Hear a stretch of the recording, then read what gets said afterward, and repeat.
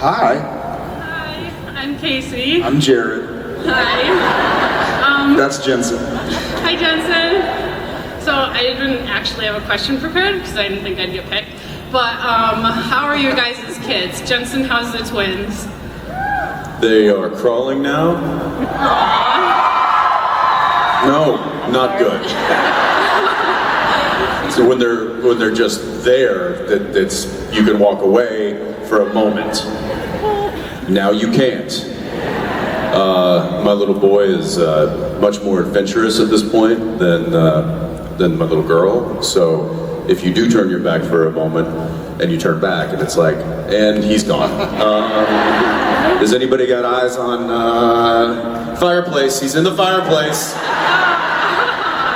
Not kidding, it's happened twice. We now have a baby gate on the fireplace.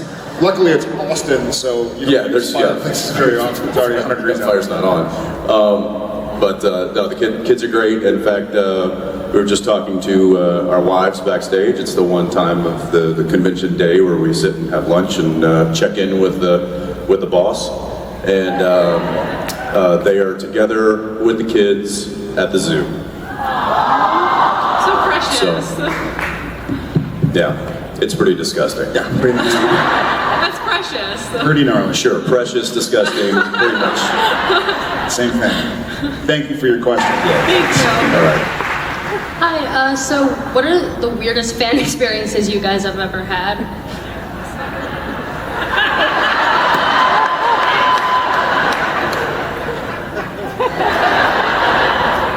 Sorry. No,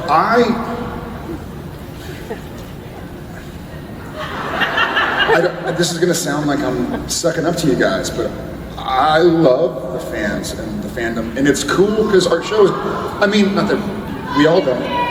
Love you too. Thanks, Mom.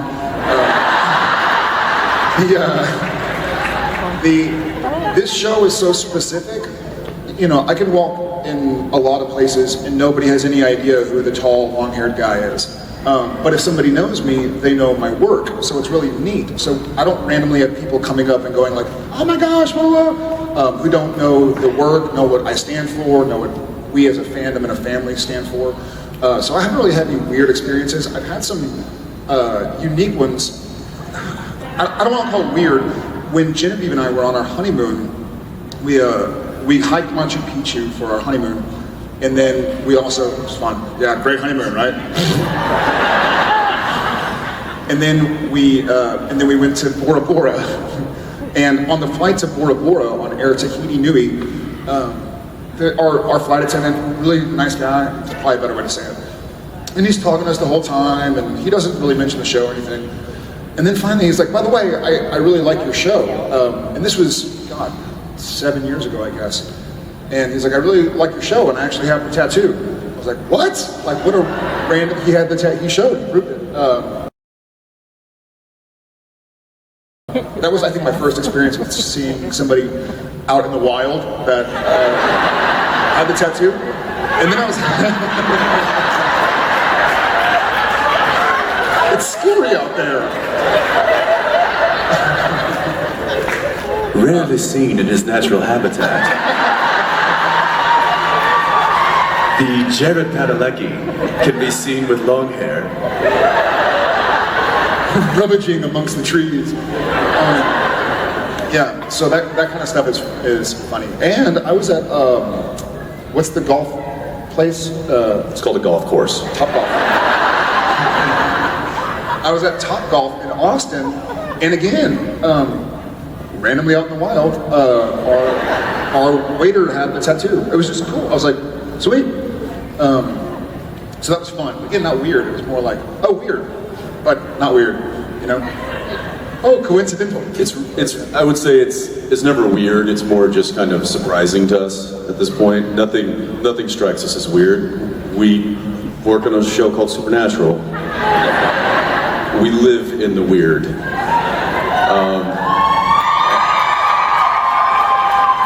And we love it.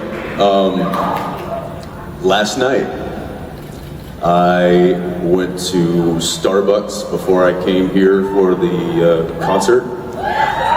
Starbucks. And I was tired from the day. Our clock's a little off. We're still on West Coast time. I'm like, I'm gonna need a coffee if I'm gonna go and get on stage. So went to in Midtown. There was a Starbucks. I walked in, and the place was kind of empty. It's late at night, and there was a guy behind the counter, and probably mid to late 20s, black guy, dreads, super cool, hip hop kind of guy. He was like, "Yo, what's up?" No. Get out of here, man. No. Hang on. Man, I gotta compose myself. Hang on. And I'm looking around like, is this for real? And then he looks at his baristas like, he's like, "Yo, you know who this is?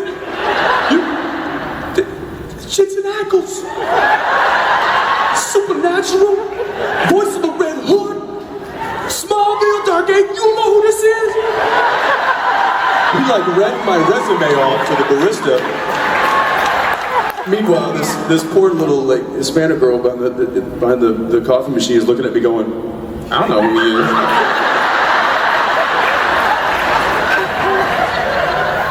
I don't know who he is. Jay-Z came in here the other day. He didn't do this.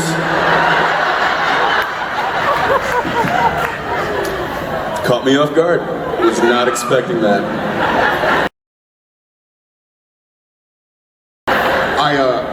That reminded me of one. You got to tell the Gishman story. I shot a movie in Richmond, Virginia, when it was the current murder capital of the U.S. And I was at some bar with the cast that we shouldn't have been at. You know, we took a wrong corner, and we were like, "Oh, let's just go grab a drink." As soon as we walk in, I was like, "This is something bad's gonna happen." And I see this guy across the bar, kind of a burly fellow, like looks like a lumberjack, bearded. And as soon as I walk in, he's like, I'm gonna die today. This is how I die. He's just eyeballing me, and I'm like, every time I cross, I'm like trying to pretend to not see if he's still looking at me, and he is. I'm like, oh my god. And I can see him kind of doing this to his buddies, as if like, hey, I'm gonna go kick this guy's ass or something. Sure enough, he gets up, starts walking over. I was like, oh, come on, man, come on. Like, I've been beat up. Not today. Yeah. I was like, I've been in fights. I've gotten beat up. I was like, I'm cool with getting beat up. I don't want to get killed. Like, this is the murder capital. Sure enough, he comes in, he kind of like looking around like he's gonna do something funny. And he goes, "Hey man, were you on Gilmore Girls?"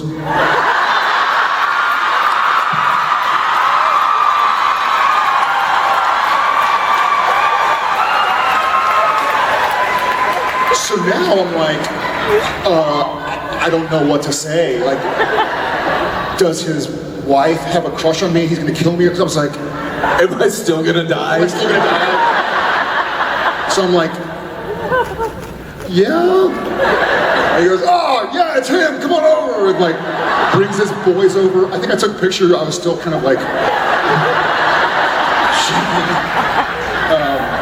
So that was you had the gas station. Oh yeah, I've told this story before, but for those of you who haven't heard, I'll make it a quick one. There was a few years ago, they were doing the Gishwiz, and it may have been like the first year that they did it. And it was late at night. What's that? I don't think it was the first. It was the second year. It doesn't matter. It was Gishwiz. And one of the things was I'll just say, it was late at night. I was coming home from set. We were in Vancouver. I think it was Burnaby somewhere. It was outside of Vancouver. I left my charger in my trailer for my phone. I was like, I need to stop and grab a charger on my way home. Pull into this little electronic shop that's in a strip mall, small place, middle of nowhere. They were closing in like 20 minutes. I walk in, there's one person behind the counter. I walk up, I'm like, hey, do you guys have phone chargers? And the person looks up and is just like, oh my God. Turn around. He's like, what? She's like, You're like, it's nice.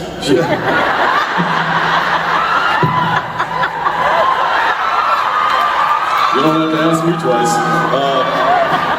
And it's like, she looked at me, she's like, turn around.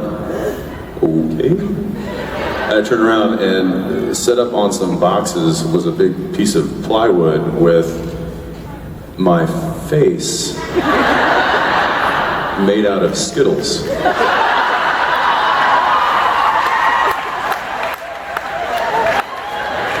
A large portrait of my face made out of Taste the Rainbow. And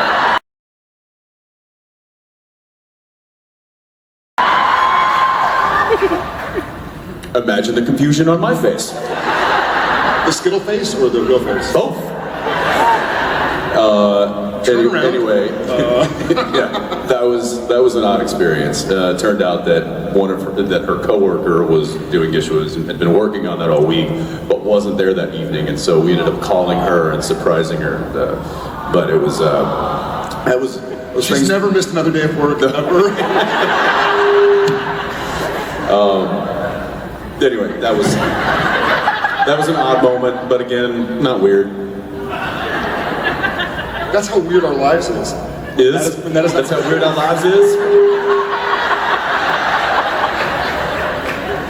It's a bad grammar detective. Yes? We're gonna move on. Thank you. Thank you. Thank you.